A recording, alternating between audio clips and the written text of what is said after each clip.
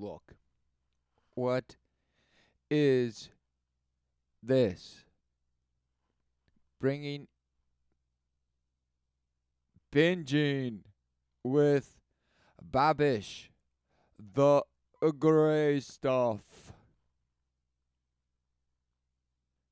Gray stuff from Beauty and the Beast. Hors d'oeuvre. Why, we only live to serve. Try the gray stuff. It's delicious. Yes, the gray stuff is delicious. Don't believe me? Ask the dishes. Don't believe me? A candlestick with the blazing fingers? Ask the dishes that dance around. They can sing, they can dance. After all, miss, this is France. And the dinner here is never second best. So somehow the dishes are in the Eiffel Tower. Could you not mean that the dishes are just slapped upon and just cannon fodder, perhaps? Hey, what's up, guys? Welcome back to Binging with Babish, where this week we are ringing in the new year with the storied gray stuff from Beauty and the Beast, which I thought this might have food under it, I guess. Hilarious! You caught us with a joke! Wow. We have to make it. Now, I know the folks at Disney said to their animator, Frank, just draw us a plate of appetizers, okay? Nobody is going to agonize over it 30 years later on a big TV, trying to figure out what... But this guy sure did. This guy sure agonized and lament and bashed the past. Yes, he went back to the past to bash and try to figure out what this cartoon is. Amazing! Each element is. So just put some appetizers on there. We don't care if they don't make sense. So anyway, over here... Because what we do is nothing. Exactly. We just look and point and then do what? Nothing. We have a mystery tea sandwich. I think it might be some kind of fig spread. Maybe. Exactly. At this point, it's as clueless as this non-existent candle. This is as clueless as this apparent candle. What are you pointing at? Some goat cheese or something? That'd be... Yeah, because it couldn't be just anything. Cool. Then up here, we've got some salmon mousse with a cucumber and... We have some salmon, and some salmon. We have some over here, and some. Oh, this is obviously not ice cream. Obviously, this is not an olive. And obviously, this is a giant... You guessed it. And what I think is a buckwheat blini. Then we got ourselves a pig in a blanket. No mistaking that. No mistaking that, even though you're going to try and make this whole video about guessing what it is, the gray stuff. And over here, I have no earthly idea what this is. Again, I think Frank was just like, I'm going to keep my head down, do my job. Michael Eisner is not going to fire me. Not today. I have a pension to think about. Then up here, we've got a cucumber tea sandwich. Pretty simple. Then down here, I think we've got some salmon roe on top of another buckwheat blini. Definitely not my favorite. Then we got a little roll of meat with what looks like a little strip of cheese and maybe some roasted peppers on top. And then finally, the gray stuff. Pictured... Yes, the giant, you guessed it. Here twice, which has been erroneously reported and maliciously marketed as some kind of cookies and cream red velvet cupcake nonsense. But this is a tray of hors d'oeuvres. Exactly, nonsense. What we got here is most likely foie gras or... Froggle Rock. It's Froggle Rock, and he's coming and he's shapeshifted into this gray mash. Chicken liver mousse. I'm going with the latter because I don't want... I'm going with the latter. Jacob's ladder, you guessed it. I want people to get mad at me. They won't, because they love you so much, and the world loves you, and that's why you love it back. So I'm patting dry about half a pound of chicken livers, and then finally mincing one shallot and a little bit of fresh thyme, maybe a teaspoon worth. And then we are headed over to the stovetop, where we are preheating a little bit of vegetable oil over medium-high heat until shimmering. What does this flesh singeing on the pan have to do with a cartoon of the Beast and of the Beauty? Adding the chicken livers and letting sit undisturbed for 1 to 2 minutes until... Oh, I get it. Because it's all just roasting over the open flame. Until they are nice and browned on one side. Give them a little flip so they can start browning on the other side, and we're going to add our shallots and thyme. Saute together for another minute just to let those flavors get to know each other a little bit, and then we're going to... Yeah, just get to know each other, guys. How they're just smashing and dining each other. With maybe a quarter cup of cognac. Yes, because I'm so sophisticated, so sophisticated that I just blast everything with alcohol. Yes. If you have a fire extinguisher nearby and you know what you're doing, go ahead and flame this if you like, but it doesn't really do anything for the flavor. It's kind of Wow, he just said it. He couldn't wait. It does nothing for the flavor, just the spas of nothing. just for showboating. And now that the livers are brown Yes, exactly. He couldn't wait to tell you. on the outside and pink on the inside, I'm going to add the zest of half a lemon. Kill the heat, let it cool down for like You don't kill the heat because the kill. Oh. 30 seconds, and then add a quarter cup of heavy cream. Swirl Heavy it around cream. a little bit just to make sure that everybody's acquainted, and then it's time Everyone's acquainted, even though this flesh is not even acquainted. It is just slopping around in a singeing pan over the open flame. to head over to an awaiting blender or food processor, into which we are going to deposit the contents of our pan. Then we're going to crank the blender on a medium-low speed, and one chunk at a time add 1 1/2 sticks of unsalted butter. Yeah, that's a lot of butter, but Yeah, that's a lot of butter, but you know what? It's amazing. It tastes so good, and it drenches down my beard every day, and then I suck it back. Yes. this is also going to be a lot of delicious. So once all the butter is added, we're going to crank this thing on high and blend it until very, very smooth. And then we're going to pass it through a fine mesh strainer to catch any little bits. And there you have it, chicken liver mousse. And we need to cover it with the plastic wrap pressed down onto the surface of the mousse, because that's how this Onto the surface of the moon we go to find out what the gray craters are on this gray stuff. stuff becomes gray when it oxidizes. So Oh, of course, the oxy blasting chemical of the oxy just blast. And now it's in a cup. next up, we're going to make some salmon mousse. I'm starting with about 3-4 ounces of smoked salmon, to which I'm going to add the juice of 1/2 of 1 lemon and 4 ounces or half a bar of Neufchâtel cheese. Neufchâtel cheese, guys, because if you don't know what it is, you're worthless. Because this guy will tell you you're worthless. That feels a little bit more French and appropriate, but it's virtually identical to cream cheese, so you can just go ahead and use cream cheese if you want. Puree until smooth and mousse-like, and then we're going to cover that and refrigerate until ready to use it. Next up are pigs and mystery objects in a blanket. Pigs and mystery objects in a blanket. Could that be you cowering at night, shivering and shaking? The demons that just can't wait to go inside and defile you and tell you what time it is. I'm going to go with the dates. They're similarly brown, kind of craggly, and they're a really nice appetizer when you stuff them with blue cheese.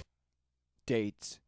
Wow. Then normally you'd wrap them in bacon before roasting, but puff pastry is going to be a nice substitute if you want to keep it vegetarian, I guess. So then it's time to bust out I guess, because no, it couldn't possibly be that the swarm is out there just saying that they're vegan and not flesh eaters. But in fact, they are flesh eaters because they bash themselves and they bash their own kind. Wow. puff, roll it out a little bit on a generously floured worktop, and then we're slicing them into maybe 3-inch long triangles, which we can then roll around our cocktail wieners and blue cheese stuffed dates, starting at the broad side and sealing with a little bit of egg wash if it's not sticking together. Regardless, we are brushing everybody down with a little bit of egg wash for Exactly. He just told you smash. He just said we're egg washing everyone over here, just left, right, and nowhere. presentation's sake, and I'm going to sprinkle everybody with a little bit of kosher salt, both for flavor and presentation. Everybody, because you are a mystery pork thing in a blanket. Everybody, get it straight through your blasted head. And then we're going to roast for about 20 minutes at 375 or until browned and puffed. Next up, we got to make our Exactly, until browned and swollen, about to just burst out with more bash. ourselves some buckwheat blinis. In a large bowl, I'm combining 75 grams of all-purpose flour, 60 grams of buckwheat flour, 15 grams of sugar, and 5 grams When are you going to get into great stuff from Beauty and the Beast? Oh, you're going to tell me this is it? of yeast. I'm just going to whisk those to combine using regular-sized whisk, and then I'm adding 1 cup of whole milk heated to 110 degrees Fahrenheit. Warm milk is going to give our yeast a little bit of a boost, and at this point I'm going to add a little pinch of salt, and then gently whisk until smooth. Now this is basically a yeasted pancake batter, so we need to let it rest for an hour, covered with plastic wrap at room temperature so that yeast can munch down on that sugar. An hour later, and you Yes, let it feast and munch down. should see that your batter has doubled in volume, and at Wow. this point we're going to add It some grew. eggs. We're going to try to crack one, fail miserably, ponder how we managed to make this our full-time job as we Yeah, because you couldn't possibly have edited that out and just crack another one. No, you had to include that foolishness to just fill some time of some sort.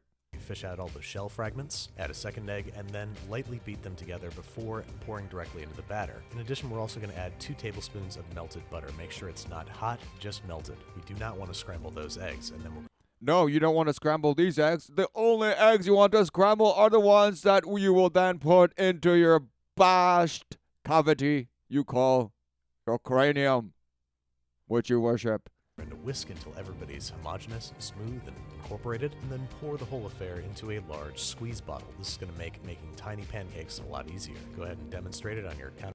Yeah, just go ahead and demonstrate it. You can possibly demonstrate it as you put it over the thing that you're actually going to put. No. Wow. Top for some reason. Perfect. And make sure you don't overfill your bottle or this is going to happen. It's an yeasted batter and it's going to expand. Amazing. Anyway, once we got that all cleaned up, it's time to make some blinis, which are essentially silver dollar pancakes. And as is the case with all pancakes, the first batch is going to look weird. But as you make batch after batch, you will soon find yourself flipping perfect panners. It's the life lesson universal to all pancakes. Never give up. Once the pancakes are done cooking, about a minute on each side, I'm going to place them onto a paper towel just to cool off a bit before we serve. Now onto those little meat roll things. I think you can use pretty much any charcuterie that you want. I'm going with mortadella because it's my favorite. I know it's not French, but sorry. And then I'm going to wrap it with an ultra-thin slice of Gruyere. Top it with some tiny little slices of roasted red pepper and skewer with a toothpick. And there you have it. Definitely the easiest appetizer of the bunch and maybe my favorite. Whoops, shoot, where'd it go? Need to make another one. And now onto the tea sandwiches. I'm just arranging some thinly sliced cucumbers, a smear of Neuchâtel cheese, and fresh dill. Then we're slicing off the crusts and cutting into neat little tea sandwiches. Next up, the goat cheese and fig one. I just have some goat cheese here and some fig jam. Simple enough. I think it went a little bit too heavy on the goat cheese there, but now it's... But nobody gives a damn because you're going to stuff it into your gullet and then guess what? It turns into what?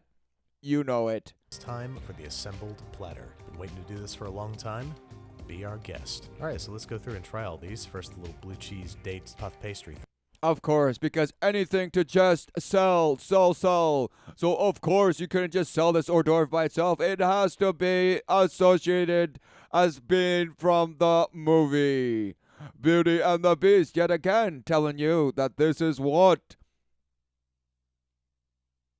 the Beast eats. Thing. And this is pretty good. It's actually a lot less rich than the bacon version, and I kind of like it. Next up, pig in a blanket. Tale as old as time. And huge shocker, it's really good. Next up, we got a huge shocker. Food tastes good. Amazing. This guy thinks food tastes good. It just doesn't taste good. What are you talking about?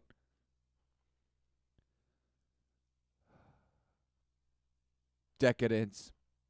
Absolute decadence. Look at this. Wow. The Abyss. You have a tattoo of the Abyss. Wow. With cucumber on a blini. And it's pretty nice. I mean, I wouldn't order it in a restaurant, but I'd certainly eat it. Now we got some fig and goat cheese. And this one's pretty good. I think I went too heavy with the goat cheese, but if you went a little bit more restrained with it, you'd have a very good tea sandwich. So he's already went through 3 or 4 of them, and all of them are failures. And let's get rid of this inappropriate olive on the cucumber. Inappropriate olive, exactly, because you tried to recreate something from a cartoon. Tea sandwich, and this guy is a home run. Just maybe add a little bit of kosher salt during the assembly process. Mortadella roll, winner. Now I don't have to eat this salmon roe to know that I'm gonna hate it, but I am a food recreation scientist, and I have an I'm a food recreation scientist. Of course, that means bash and smash nothing. Obligation. And finally, the great stuff. Let's do a finger taste like Belle did. Really good. Just like Belle. You're just like Belle, about to be defiled yet again by the beast. And it can definitely use a more robust cracker, prettier piping, but you heard it here, folks. The gray stuff, the real gray stuff, is delicious. Wow. He could have just possibly stopped at the gray stuff and said, I'm going to just say it's some pate mashed up thing. Wow. No. He had to do the whole platter from the movie, and it's not even the same, because if he was going to do the same platter, he would have just gotten out a piece of paper and drawn it exactly as it is on the movie. But no, he wanted to bring it to life. He wanted to pretend, and he wanted to believe that he was the one that did it and brought it to life by, you guessed it, guessing what were they talking about in the movie and then bringing it to life. What is he talking about? Exactly. So just a softball game to just show you, wow, guys, you can bring stuff into life from movies and Disney movies at that. Yes.